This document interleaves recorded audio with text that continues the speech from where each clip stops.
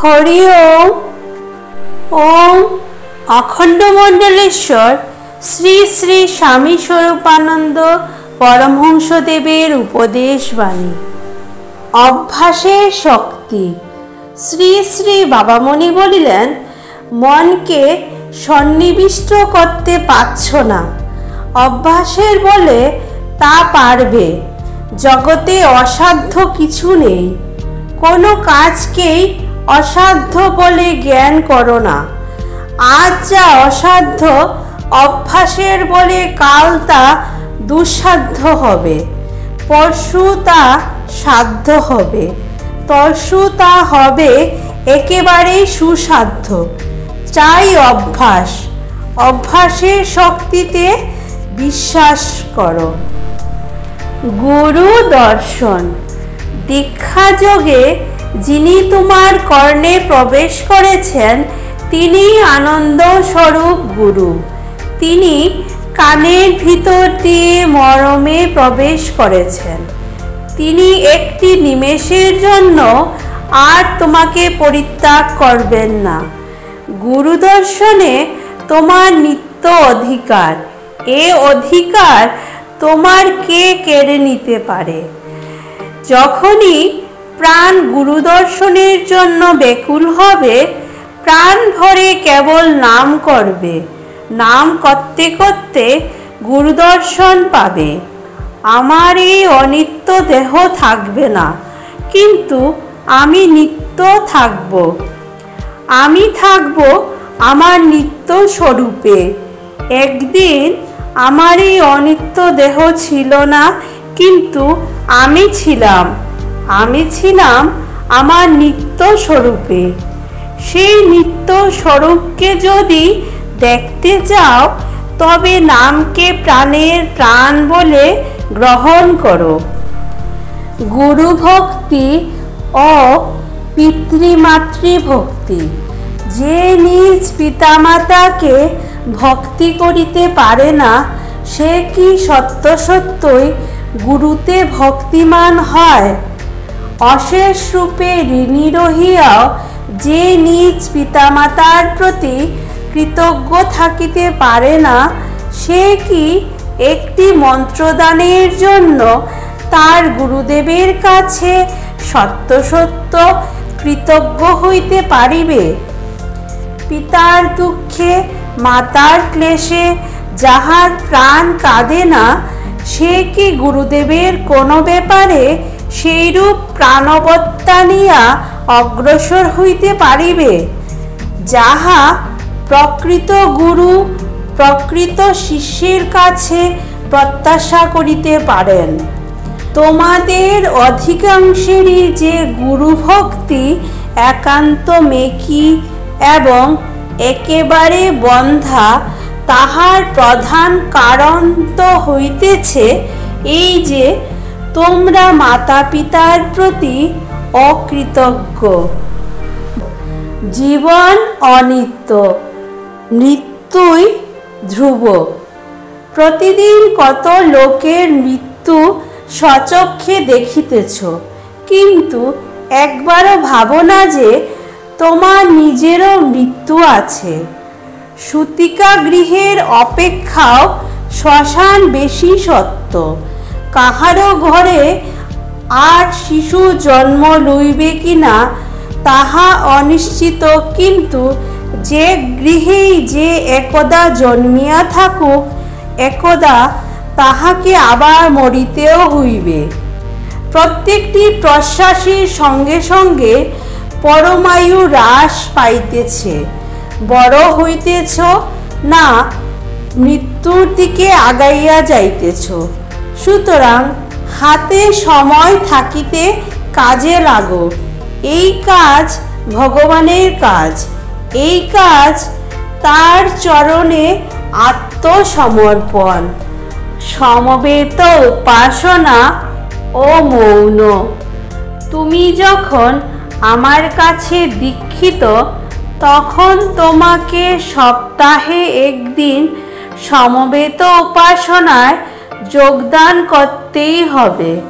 গুরুতর কারণে পারলে না তার কথা আলাদা, কিন্তু সাধারণত তোমাকে প্রতি সপ্তাহের সমবেত উপাসনাতেই যোগ দিতে চেষ্টা করতে হবে। ব্যক্তিগত উপাসনা তুমি মৌনীভাবেই করতে পারো, কিন্তু সমবেত উপাসনায় কণ্ঠ সংযোগ প্রয়োজন। সুতরাং ওই সময়টুকু তোমার মৌনী অবস্থাটি থাকছে না, তবে ওই সময়েও একমাত্র উপাসনার উপাঙ্গ স্বরূপ স্তোত্র কীর্তনাদি ছাড়া অন্য কোনো শব্দ উচ্চারণ করবে না। তবে তুমি যদি সেই সময়েও শব্দ উচ্চারণ না করে কেবল মনে মনে অপরের মুখনিসৃত স্তোত্র কীর্তনের সুর লহরীতে অভিনিবেশ দাও, তবে তাতে দোষ হবে না, গুণই হবে। কে কাহার জন্য? ভগবান কি তোমার কামনা, বাসনা, লালসা চরিতার্থ করিবার জন্য রহিয়াছেন? না, তাহাকে সর্বতোভাবে প্রীতিদান করিবার জন্যই তুমি রহিয়াছ। কথাটি গভীরভাবে চিন্তা করো। তিনি কি প্রতিনিয়ত তোমার প্রার্থনা ও অভিপ্রায় পূরণার্থে বা তোমার আদেশ পালনার্থে মোতায়েন থাকিবেন?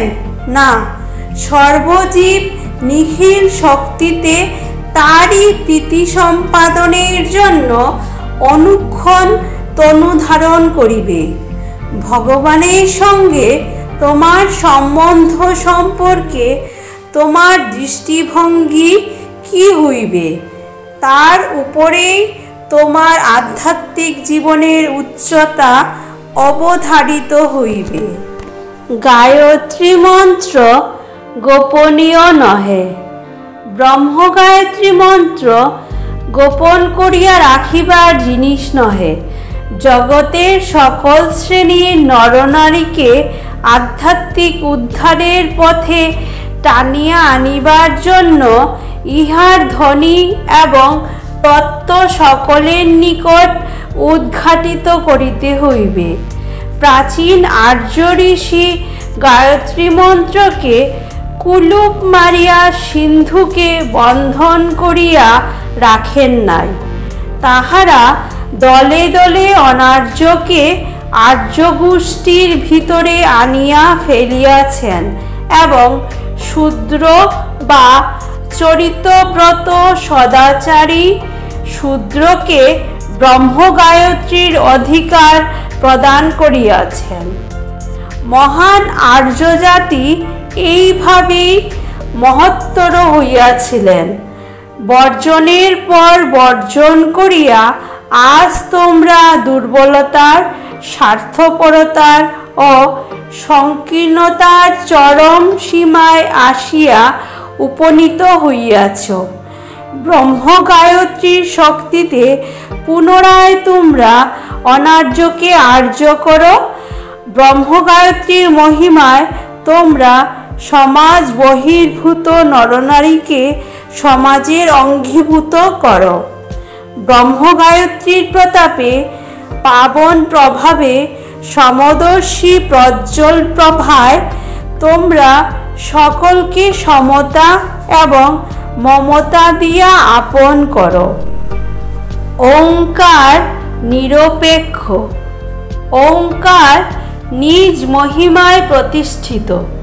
কোনো ভক্ত বা প্রচারকের, কোনো ব্যাখ্যাতা বা টিকাকারের, কোনো শাস্ত্র বা পুরাণের, কোনো দর্শন বা ইতিহাসের প্রতীক্ষা এ মহামন্ত্র করেন না। কোনো সাম্প্রদায়িক মতামত বা কোনো সংঘবদ্ধ প্রয়াসের ইনি অপেক্ষা রাখেন না। অনেক সাধন সেধে সাধকেরা ওঙ্কারের তত্ত্ব আপনি উপলব্ধি করেন। ভগবান কি বাঞ্ছাকল্পতরু নিশ্চয়, তবে চাওয়ার মতো চাইতে হইবে। মুখে বললাম ধন দাও, আর ধনার্জনের জন্য চেষ্টা করলাম না। এমন আকাঙ্ক্ষা ভগবান পূরণ করেন না। মুখে বললাম দেখা দাও, অথচ তাকে দেখবার জন্য সর্বেন্দ্রিয় ব্যাকুল হয়ে উঠল না। এমন প্রার্থনা তিনি শোনেন না। এই তনুমন তারই জন্য বিনাশপ্রাপ্ত হোক, এই রকম দৃঢ়তা নিয়ে যে তাকে চায় সে তাকে পায়। ঢিলা মনকে চাঙ্গা করে যে অহর্নিশ তার জন্য জেগে থাকে, জাগ্রতেও তাকে চায়, নিদ্রায়ও তাকেই খুঁজে মরে, সে তাকে পায়। মায়া মোহের বস্তুতে ভগবত দর্শন। মন চঞ্চল হয় কেন, ইহাই তো তোমার জিজ্ঞাস্য। বলিতে পারো জলে তরঙ্গ হয় কেন? জল জমিয়া বরফ হইলে আর তরঙ্গ থাকে না। মনকে জমাইয়া বরফ করো। মনকে ভগবানের ভিতরে ডুবানোই হইতেছে মনকে জমাইবার উপায়। মায়ার মোহের ও প্রলোভনের বস্তুগুলির ভিতরেও ভগবানকে দেখিতে অবিরাম চেষ্টা করো। মোহ এবং মায়া ত্যাগ করা তত জরুরি নহে। মোহ এবং মায়ার বস্তুর ভিতরে ভগবানকে দর্শন করার চেষ্টাই জরুরি। আমি আমাকে একটা পাঞ্চভৌতিক দেহধারী মানুষ মাত্রই মনে করি না। আমি বিশ্বের আত্মা, সর্বভূতের আমি পরমাত্মা, সকল সৃষ্টির আমি বিধাতা। কিন্তু তোমরা আমার সহিত অভেদ পরমাত্মা। তোমাদের মধ্যে মায়ার খেলা চলিয়াছে, তাই তোমরা আমাকে তোমাদের কিছু হইতে আলাদা মনে করিতেছ।